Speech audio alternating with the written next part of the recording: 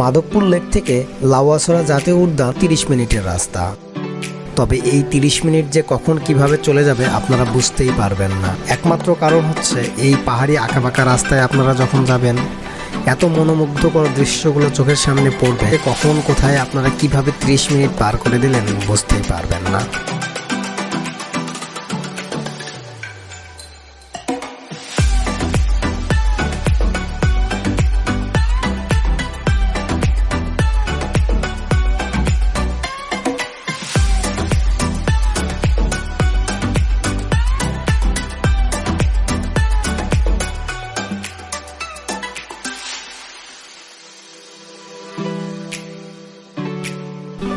তো আমরা এখন লাউয়াছড়া জাতীয় উদ্যানের একদম সামনেই। লাউয়াছড়া জাতীয় উদ্যানে প্রবেশের টিকিট মাত্র 50 টাকা। তবে আপনারা যদি শিক্ষার্থী হয়ে থাকেন তাহলে 50 টাকার জায়গায় আপনাদের টিকিটের মূল্য পড়বে মাত্র 20 টাকা। 20 টাকা দিয়ে আপনাদের টিমের প্রত্যেকে এই বনের মধ্যে প্রবেশ করতে পারবেন। টিকিটটা এখন কেটে দিলেন আমাদের, আমরা এখন একদম উদ্যানের মধ্যে ঢুকে গেছি। এটা হচ্ছে উদ্যানের গেট। অনেক দর্শনার্থী এদিক দিয়ে শুরু করছি। লাউয়াছড়া জাতীয় উদ্যান দেখেন 1250 হেক্টর হচ্ছে জায়গা নিয়ে এই লাউয়াছড়া জাতীয় উদ্যান। এই মুহূর্তে লাউয়াছড়া জাতীয় উদ্যানের একদম ভেতরের দিকে আমরা ঢুকতেছি ধীরে ধীরে।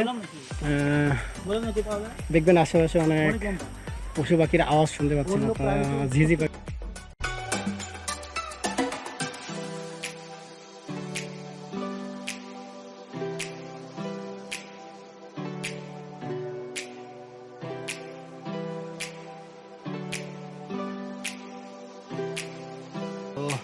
আমরা আজকে এই বনের ভেতরে ঢুকবো, এই উদ্যানের ভেতরে ঢুকবো। এই উদ্যানটা অনেক বেশি জনশ্রুতি আছে। আমরা এটার ভেতরে অনেক সময় ভাগ্য থাকলে আমরা কিছু ধরনের অজগর পাইতে পারি। তাছাড়া আমরা দেখতে পাইতে পারি এখানে অনেক ধরনের গাছ দেখবেন, অনেক উঁচু উঁচু লম্বা লম্বা গাছ। এই যে অনেক লম্বা গাছ যেগুলো আমরা বৈলাম বৃক্ষ বলতে পারি। আমি জানি না এই গাছগুলোর নাম কি, তবে বাংলাদেশের সবচেয়ে উঁচু বৃক্ষ বৈলাম। কিন্তু এগুলো বৈলাম কিনা আমি জানি না, তারপরে হয়তো বা হতে পারে। আর আমরা গ্রাম বাংলার একটু ভালোবাসার দৃশ্য আপনাদের দেখায় আসেন। দেখেন A+M B+S, মানে বি দিয়ে ধরে নিতে পারেন, বিথি এসে ধরে নিতে পারেন, যাই হোক কিছু একটা। এই বনের ভিতরে যখন বৃষ্টি হয় তখন বৃষ্টির পানিগুলো এই দিক দিয়েই যাওয়া আসা করে।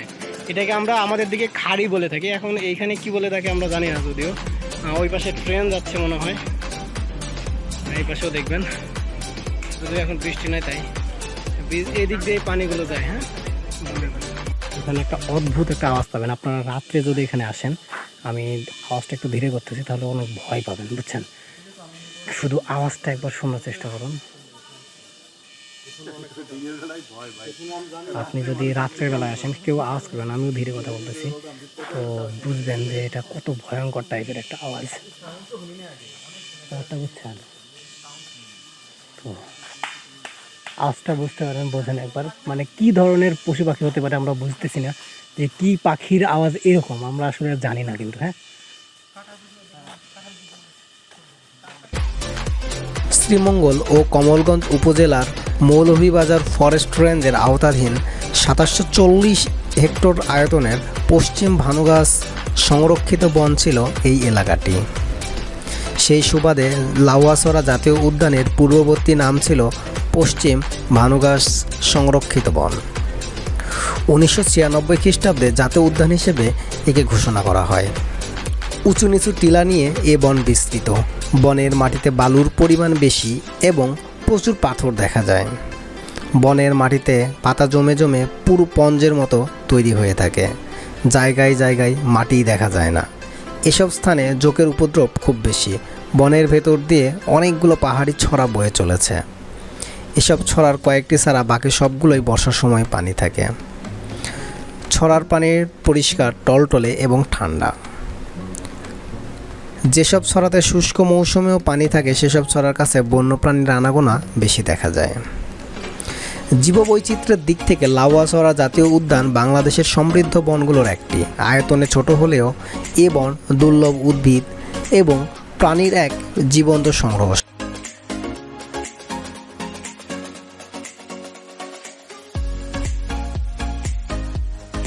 বনে প্রবেশের সাথে সাথে নানা ধরনের বন্যপ্রাণী, পাখি এবং কীটপতঙ্গের শব্দ শোনা যায়। বনের মধ্যে প্রায় সারাক্ষণই সাইরেনের মতো শব্দ হতে থাকে। প্রকৃতপক্ষে এই এক ধরনের ঝিঝি পোকার শব্দ।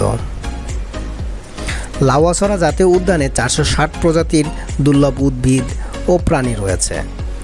এর মধ্যে 167 প্রজাতির উদ্ভিদ ও 4 প্রজাতির উভচর, 6 প্রজাতির সরীসৃপ, 246 প্রজাতির পাখি ও 20 প্রজাতির স্তন্যপায়ী প্রাণী দেখা যায়। এ বনে স্তন্যপায়ী প্রাণী আছে নানা প্রজাতির। বিলুপ্তপ্রায় উল্লুকের জন্য এই বন বিখ্যাত। বনের মধ্যে কিছু সময় কাটালেই উল্লুকের ডাকাডাকি কানে আসবে।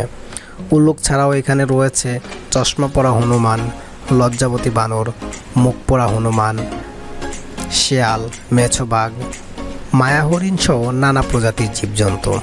তবে সবচাইতে গা ছমছমে একটা ব্যাপার রয়েছে, এখানে অজগর সাপেরও দেখা মিলতে পারে। এ বনের মধ্যে হলিউডের বিখ্যাত চলচ্চিত্র around the world in 80 days সিনেমাটির শুটিং হয়েছিল। জুল ভার্নের বিখ্যাত উপন্যাস অবলম্বনে এই সিনেমাটি চিত্রায়িত হয়। বিশ্বের 13টি দেশের 140টি স্থানে এর শুটিং করা হয়েছিল, যার মধ্যে বাংলাদেশের লাউয়াছড়া জাতীয় উদ্যান একটি অংশ ছিল।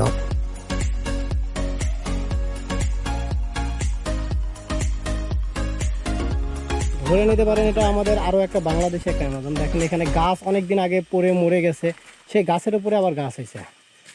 তো এরকম জায়গাতে অনেকে কম আসেন। এই যে দেখেন বনের ভেতরে একদম, এই যে অনেক বড় একটা গাছ ভেঙে পড়ছে অনেক দিন আগে, অনেক বড় কিন্তু গাছটা। আমরা কিন্তু অনেক বনের ভেতরে চলে আসছি একদম। এখানে কোনো মানুষজনও নাই, আমরা ছাড়া, আমরা কয়েকজন ছাড়া। এদিকে কিন্তু আমরা আসছিলাম উল্লুক দেখার জন্য, কিন্তু উল্লুকটাকে এই যে একটা আওয়াজ শুনতে পাচ্ছি উল্লুকের মনে হচ্ছে। দেখেন এইদিকে গাছগুলো দেখেন, গাছের একটা সময় মনে হচ্ছিল এখানে, এই যে গাছের দেখেন এইখানে একটা,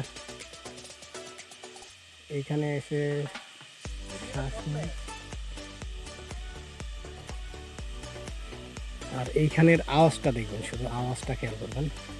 এই যে এখানে ভিমরুলের বাসা, এই যে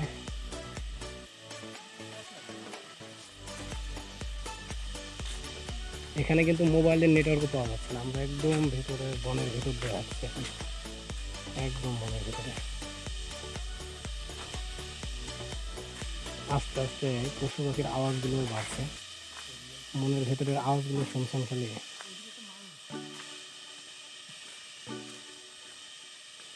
ধীরে ধীরে এখন মনে হচ্ছে তাপমাত্রা অনেক কমে যাচ্ছে। আর এগুলোতে পানি যায়, যখন বৃষ্টি হয় তখন এই দিক দিয়ে পানি যায়। আমার সামনে আরও দুজন আছেন, আর আমাদের পেছনের বাকি যারা সঙ্গীরা ছিলেন তারা অনেক আগে ব্যাক করেছেন। দেখবেন এখানেও গাছ ভেঙে পড়ে আছে অনেক আগে। রাত্রে যদি একা একা আসেন তাহলে অবশ্যই আপনারা ভয় পাবেন। আমি আবারও আপনাদের মনে করে দিচ্ছি, জনশ্রুতি আছে এগুলোতে অজগর সাপ মাঝে মাঝেই দেখা যায়, কিন্তু আমরা এখন পর্যন্ত একটা অজগর সাপ দেখতে পাইনি, যার জন্য আমরা এদিকে আসছি উল্লুক এবং অজগর সাপ দেখার জন্য আসছি।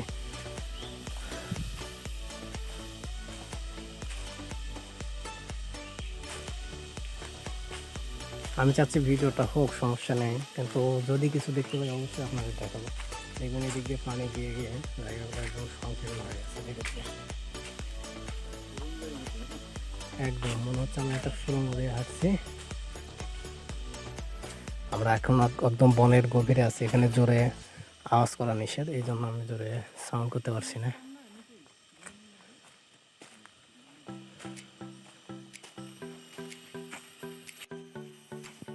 একদম আমরা এখন গভীর বনের মধ্যে চলে আসছি। আর এইদিকে আমরা এখন বানর দেখতে পাচ্ছি, উল্লুক দেখতে পাচ্ছি মাঝে মাঝেই। তো একটু আগে একটা উল্লুক দেখলাম, কিন্তু আপনাদের সেটা ভিডিওতে তোলা হয়নি। অনেক নির্জন একটা জায়গা, পুরো বনের মধ্যে এখন একটা আলাদা একটা আওয়াজ শোনা যাচ্ছে। এইদিকে কিন্তু খুব বেশি রোদও এখন আর দেখা যাচ্ছে না।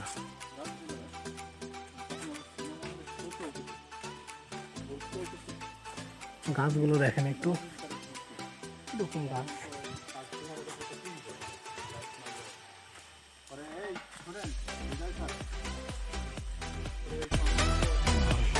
আমরা এই বনের মধ্যে একদম একটা হচ্ছে একটা ঝিরি, একটা খাল পাইছি, এই যে পানি টেনে দিয়ে যাচ্ছে, একদম গভীর বন।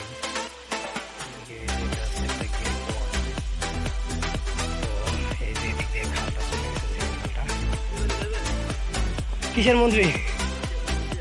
চলেন যাই। তো আমরা খাসিয়াদের বাসের দিকে এখন যাবো।